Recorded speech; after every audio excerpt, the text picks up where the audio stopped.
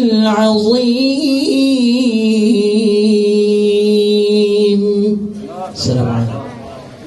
মাশাআল্লাহ, আল্লাহ রব্বুল আলামিনের নিকট অসংখ্য শুকরিয়া জ্ঞাপন করছি।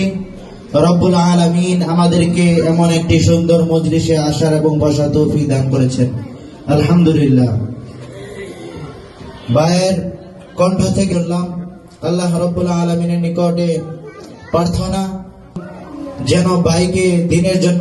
মুআজ্জাজ মেহমানবৃন্দ, উপস্থিত আছেন, গুরুত্বপূর্ণ কথা বলবেন। আমি শুধুমাত্র একটি কথাই বলতে চাই, এটা আর রহমান আল্লামাল কোরআন খালাকাল ইনসান। রহমান দয়াময়, কোরআন শিক্ষা দিয়েছেন মানুষকে। এই যে কোরআনের অলৌকিকত্ব আমরা আজকে সচক্ষে দেখলাম, ছোট্ট ছোট্ট দুইটা, একটা ছেলে এবং একটা মেয়ে কোরআনের হাফিজ হয়েছে।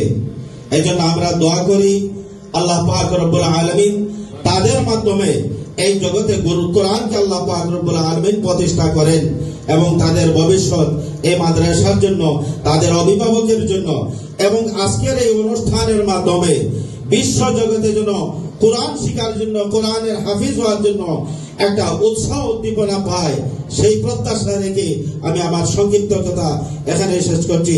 আসসালামু আলাইকুম ওয়া রাহমাতুল্লাহি ওয়া বারাকাতুহু। بني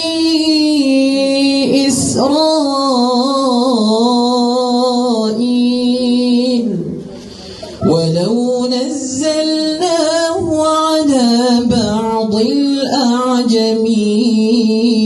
الأعجمين فقرأه عليهم ما كانوا به مؤمنين كذلك سلكناه في قلوب المجرمين